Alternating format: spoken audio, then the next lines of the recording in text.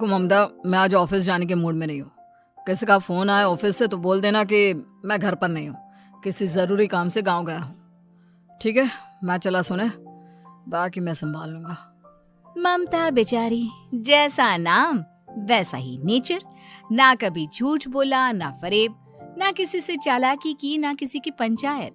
सुन लेती है पति की बात और फिर कुछ देर बाद फोन आता है। हेलो, कौन? मैं सुनील का बॉस बोल रहा हूँ। दफ्तर में इतना काम पड़ा है, अभी तक ऑफिस नहीं आया। वो क्या कर रहा है? फोन दीजिए उसे।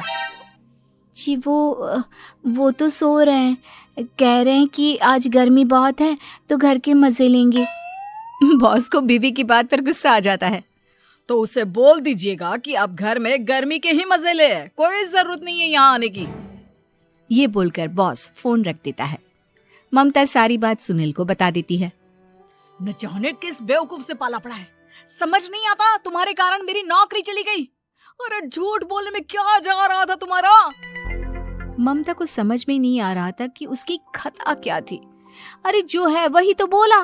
फिर एक रोज, बहू, अरे आ बहू, कहाँ है तेरा पति?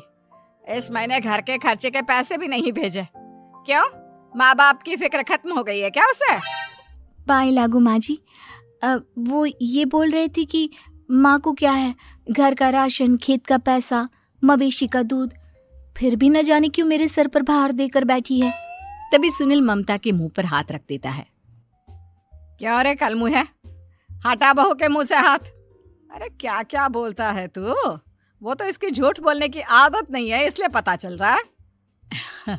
देख मेरी सास कितनी शरीफ है। हाँ, तेरी माँ तो मोहल्ले की बदमाश है ना, और तेरी सास शरीफ है। बेटा ममता को देखता है और गुस्से से बोलता है। अब खड़ी खड़ी देख क्या रही हो? और भी कुछ कहना है क्या? माँ आई है ना, जाकर छाछ ले आ ठंडी वाली। ममता अंदर चली जाती है। माँ, इसके सच बोलने की आदत के कारण मेरी नौकरी जाते जाते रह गई।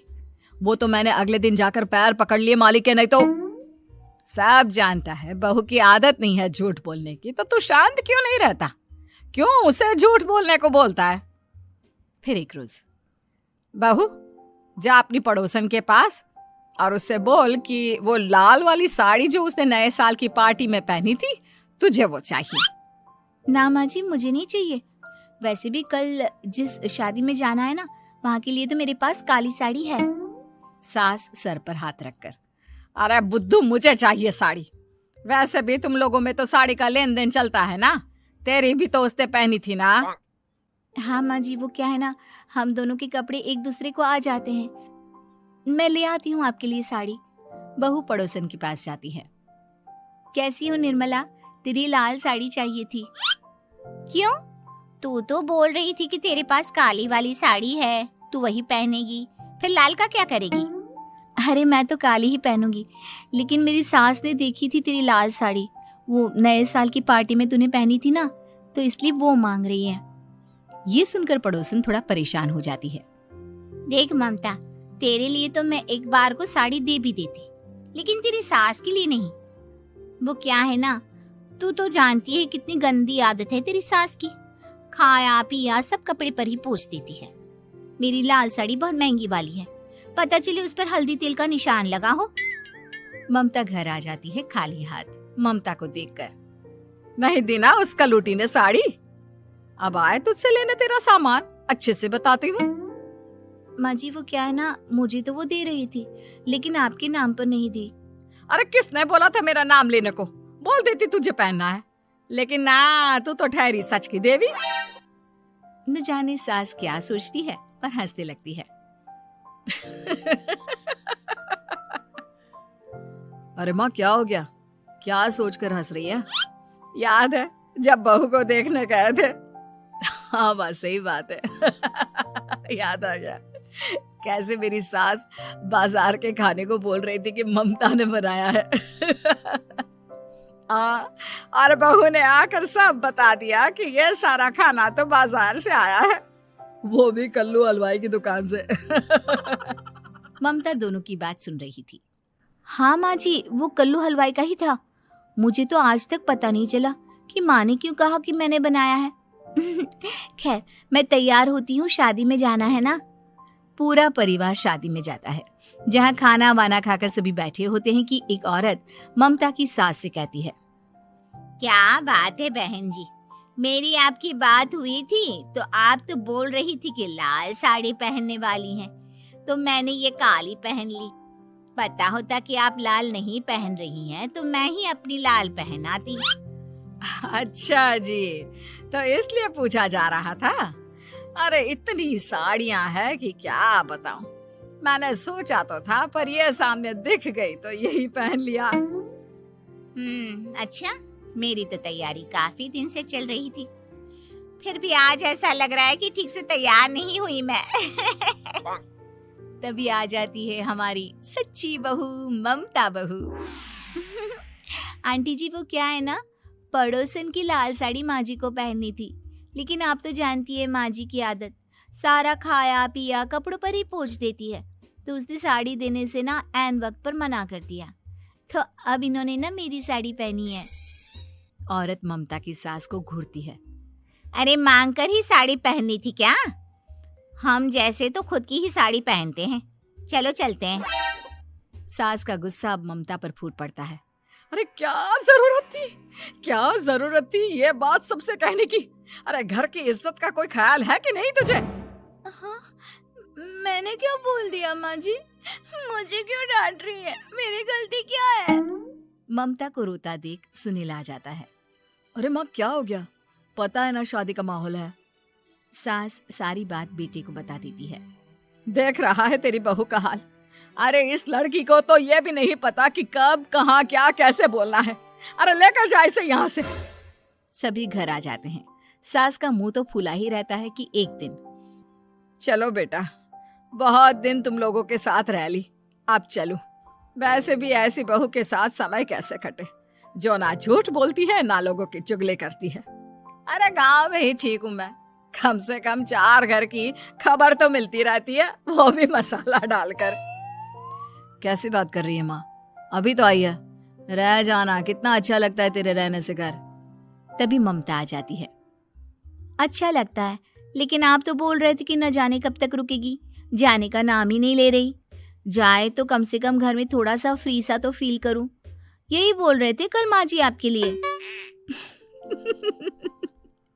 सास बेटे को देखती है, लेकिन क्या कहती बेचारी, जब अपना ही सिक्का खोटा हो। चली जाती है चुपचाप गांव। फिर एक रोज घर की घंटी बजती है। सामने खड़ा होता है सुनील का बॉस। सुनील है क्या घर में? वो क्या ना, मैं यहाँ से गुजर रहा था तो सोचा थोड़ा ऑफिस का काम डिस्कस कर लूं। ममता कुछ कहती कि तभी वहां सुनील आ जाता है। अरे बॉस, आप आइए आइए। क्या बात है, घर तो बहुत सुंदर है। वैसे भाभी जी, आपकी खूब बातें सुनी है कि आप कभी झूठ नहीं बोलती। ये तो पता नहीं, लेकिन हमेशा सर कुछ न कुछ ऐसा बोल देती हूँ जिससे परेशानी हो जाती है। मैं ऐसा नहीं चाहती, लेकिन क्या करूँ। खैर, बॉस कुछ देर रुकता है, काम की बात होती है। ममता के साथ सब चाय पीते हैं और जैसे ही बॉस जाने को मुड़ता है कि क्या जी, कितने नेक इंसान है, फालतू ही आप खड़ूस और निकम्मा बोलते हैं इन बॉस को। अब क्या, बॉस के कान तक खुद के लिए अनमोल वचन पड़ जाते हैं और फिर ओह, तो ये बात है। और क्या कहता है ये? अरे बॉस, आप भी किसकी बात पर विश्वास कर रहे हैं? अरे इससे तो ये भी नहीं पता कि आलू प्याज कहाँ रखा है। अरे ये क्या जाने क्या बोलना है क्या नहीं बोलना है। मतलब जो मुंह में आ रहा है बोले जा रहा है। भाभी जी, आप बताइए। नहीं बॉस, लग रहा है कि कुछ गलत बोल गई मैं। वैसे ये सिर्फ इतना ही बोलते हैं कि आप में कोई टैलेंट है ही नहीं, आपकी नौकरी इन्हीं के कारण तो बची हुई है। अरे बस कर ले अम्मा, अब क्या करवा कर मानेगी, बड़ी मुश्किल से तो नौकरी बची थी मेरी। सही कहा, बची थी, लेकिन अब निकल गई। तेरे टैलेंट के भरोसे चल रही है ना मेरी नौकरी, अब देख तू। अच्छा, तो आप भी यही मानते हैं? वैसे ये बात तो है, सुनील काफी टैलेंटेड है। बॉस चला जाता है। सुनील सर पकड़कर बैठ जाता है। माना सच बोलना एक अच्छी आदत है, लेकिन ममता आज का समय ऐसा नहीं है। तुझे थोड़ा सा समाज को देखकर खुद को बदलना होगा, समझी? जी मुझे तो पता ही नहीं चलता कि मैं क्या गलत कर रही हूँ। यकीन मानिए मैं जानबूझकर नहीं करती। सुनील सोच लेता है कि वो किसी न किसी तरह अपनी बीवी के इस भोलेपन का इलाज करके रहेगा, लेकिन सवाल ये कि कैसे का जवाब अब मिल जाता है। और फिर एक रोज ममता की माँ आती है। ममता, तुझे तो पता है तेरे पापा का काम ठीक नहीं चल रहा है, कुछ पैसों की जरूरत थी, तेरे पास हो तो मदद कर दे बेटा। ममता माँ को घर खर्चे से बचाए पैसे दे देती है। पैसे देने के बाद सुनील आ जाता है। अरे सासू माँ, आज यहाँ कैसे आना हुआ? नहीं बेटा, वो ममता की याद आ रही थी ना तो आ गई। वो क्या है ना, पता है पापा का काम ठीक नहीं चल रहा है तो माँ कुछ पैसे लेने आई थी। क्यों? यहाँ क्या पैसे का पेड़ उगा है? अरे कौन सी माँ अपनी बेटी के ससुराल का खाती है? कोई जरूरत नहीं है पैसे देने की। वापस कर दो माँ जी पैसे और निकलो यहाँ से। आगे से यहाँ पैसे लेने नहीं आना। सुनील ये बोलकर निकल जाता है। उसके जाने के बाद, बेटा ममता, तूने मेरी बेइज्जती कराने के लिए यहाँ बुलाया था क्या? अरे छोटा सा झूठ बोल देती तो तेरी माँ की इज्जत बच जाती, लेकिन चलती हूँ मैं। सास बाहर जाकर बाहर खड़े सुनील से कहती है, तेरे कहने पर बेटा हमने ये नाटक तो खेल लिया, लेकिन उसका क्या असर होता है ये नहीं पता। थोड़ी देर बाद सुनील घर आता है। देखिए, मुझे मेरी गलती का एहसास हो गया है। मैं समझ गई हूँ कि सच कितना सच होता है और उसकी कीमत आज के समय में बहुत बड़ी है। माफ करना, मैं आज से सच कभी नहीं बोलूंगी। क्या? कभी नहीं? फिर क्या, दोनों मियाँ बीवी खुश रहने लगते हैं, क्योंकि बीवी को थोड़े से झूठ की आदत हो जाती है।